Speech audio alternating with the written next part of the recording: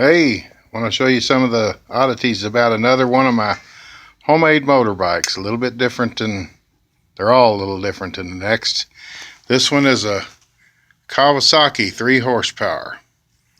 And like most of mine, I take a bicycle handbrake, cut the arm with the cable fastener, and open it out so that the shoes will go around the clutch and have the clutch stop the bike or help stop it by way of its reduction. You figure with the pulley on the wheel, the jack shaft, and the littler pulley on the clutch, it's about 6-to-1 reduction. So it helps quite a bit. It doesn't hurt the clutch shoes or the brake shoes. Some of the oddities on this, you can see there's an old generator bracket back there that idler's on that's tightening the belt. That's off an old 6-cylinder Dodge Slant 6 with air conditioning on it. It's been cut and doctored. I even had to put a little kink in it to clear the intermediate shaft, but you do what you got to do. This bike, as well as some of the others, was a girl's bike. After I cut it and welded it right where I'm pointing with the hook of the lamp there, after I welded it, I ground it, dusted some greenish paint on it, and splattered some primer on it. You can't hardly tell that it's been doctored. And on the front, boy, did I ever get cheesy up here. On the front, I put a piece of tape over my weld because my weld didn't look real good. I was almost ashamed of it. But when you're using thin metal and you pop a hole, you do what you got to do. You grind it smooth, and I ain't body filling nothing. It's too much trouble. You can see it on this side as well. Right in front of that tape is a weld. And this bike had a straight bottom bar, damn near straight, and I had to put about 6 kinks in it with a pipe wrench and curve it with the handle of my floor jack to get that graceful swoop and to get enough room to stuff the motor in it. The motor's on a plate welded to the front down tube right at my last bend, actually. You can barely see the kinks there in the, yeah, right there you can see the ones under the motor. Welded to the front down tube, and another one back here right about where the friggin' pipe was cut off. The pipe was cut off right where my finger's pointing. That's the nub of the old upper pipe. Those are risers off of a mini bike of some sort, a Rupp mini bike. That's what they were. Probably worth more than the bike I got them on. But there was no room for the carb and tank. It had the kind of carburetor that sucked gas uphill and used this tank up here on the top bar. The carburetor was up there where that plate is. I put the plate on to plug the carb hole and used a manifold off of a good sized riding mower. I think I've already done some of this on the other videos, but you know, stuff gets done a couple times because I forget what I have and haven't done. It's a big manifold, an old Lawson Power Products or Clinton carburetor with the bowl drain under the bottom. Excuse me. To get it off to the side and to clear that middle bar, because I had to have that seat post bar for my jack shaft to hook to. It just wasn't no question. Cut it out for the carburetor, then I'd have to do something different on my pulley. I'd have to go great big on the back pulley in order to still get approximately 6-to-1 reduction. The dog leg is, I really had to dog leg the pedal crank, but it's still got enough leverage to work the brake, and it clears the shroud. I had to turn the shroud 1/6 of a turn to get the rope up here instead of down here. It was in a way that was interfering with my pants leg. Fixed the seat where I can adjust it up and down for anybody, but that's off an exercise bike. Pulley is off of a clothes dryer Maytag that I used to use. Now it has, those are washers off of desk drawer pulls. Draw down on those spokes. We got any odd rigging. Had a notch fender for my chain, just like on all of them. It's kind of repeating myself a little here.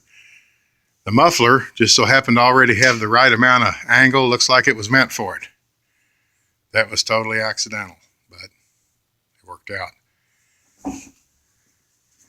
Up here, I used some real old cloth-covered wiring off of a toaster or heat lamp or something. I don't remember what it was, but if something that had to have heavy current, I thought it would look cool and old. I was shooting for the old look. And this piece that I'm grounding out the points with, let me see if I can get it in the picture. This piece of metal that is, the handlebar is insulated, then the metal is taped to the handlebar, and the wire hooked to that goes into the points and grounds out the points when you mash down on this stop word and ground it to the handlebar and kills the engine. And the mirror didn't have any threads and was thrown away, so I welded it to a piece of an old pipe. Got me a poor man's mirror on it. Had a blowout on it, so I put new rubber on it because I'm scared of getting fouled off on the pavement. My jack shaft is a riding lawnmower pulley and an idler welded together with a spacer in between the two inner races, so when I drew it down, it wasn't going to preload the bearing and smoke the bearing out of it. However, the inside bearing did go bad just because it was a used idler. You can barely see some welds back in there on where the bearing is. After I got it all done, rode it up to Taco Bell, the friggin' idler froze up on me. So I had to take the oil plug out and put a little oil on a stick and run it down in it and get it limbered up and drive it home grinding. Then I ground off the lip, knocked out the bearing, found an automotive bearing the same size, tapped it in there and put about 8 or 10 little spot welds on it to hold the bearing in. We're back in business again. On the road again. I told you a fib here. That muffler wasn't already angled. I don't remember my own working, but I remember it now. I cut the muffler and bent it and re-welded it. That's right. It did come straight out when this motor was on a pressure washer. Hyper-eutectic silicon aluminum alloy cylinder, mechanical governor. Well, the governor's doing nothing now, but it's got one a wicked slick cylinder, so it's rebuildable a few times. And it didn't have a provision for a choke. So I know I've already done a video on this, but I think I lost it. I think I erased it by accident. This choke is a long choke out of a Clinton, I believe it was, that I shortened up. This carburetor didn't have a provision for a choke. So I had to drill the hole and put the little springy dingy that holds it in, the detent spring that clicks in the 3 notches and holds it partly on, all the way on, or wide open. Then I had to put this little bracket to keep it from touching my pants leg, because it's like any other bike with a motor spaced off to the side. If you're not careful, you don't get in as far as people think you do. You don't get into the exhaust and would be hard pressed to do so. But sometimes my pants leg would get up there and flip the choke on. I'd wonder what was going on. That tank didn't have a drain in the bottom. I soldered a drain. I drove it in, knocked a hole in the tank with a punch, cleaned it real good, and sweated a fitting in there real good. And like all my bikes, it's got a shut off on it, and I keep them, if they're here in the basement, I keep them strapped to the ceiling and the seat post, just because, if heaven forbid, if a tire blew out or something and one of them fell over, I don't want my house to burn.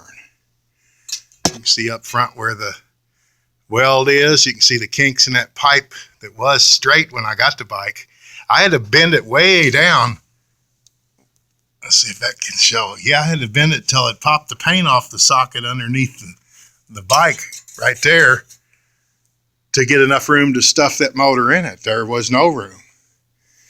But Daniel Carter gave me the old girl's bike, and I thought, I ain't going to rig a motor on a girl's bike on the front wheel. I'm going to doctor it, make it where it'll accommodate a motor in the frame and convert it into a boy's. That's about all there is to it. It runs good, rides good, got a built-in compression release, so it's easy to start. I'm not prettying any of them up because I don't want to have to keep them clean. This way, if I decide I want to run through a puddle of water, it's no big deal. I'd rather show off the mechanical end of it and all my rigging than a pretty paint job and, Not that I got anything against the pretty ones. I love them. But I just don't have the desire to do all that wiping and stuff. There's the bracket holding the gas tank from vibrating. Piece of the gas line hose split, stuffed in behind a piece of bent metal that's clamped with an electrical clamp to the top post. And like I said, the carb used to be up there, and this tank was down underneath, down here by the bar. So everything dictated put a regular carburetor on it with a float, and just only reason I used that tank is because it was there. That's all I got on this one. See you on the next video. Wade Made Motorized Mayhem, or John's Motorized Bikes, are where all this junk is. Thanks for watching. Bye-bye.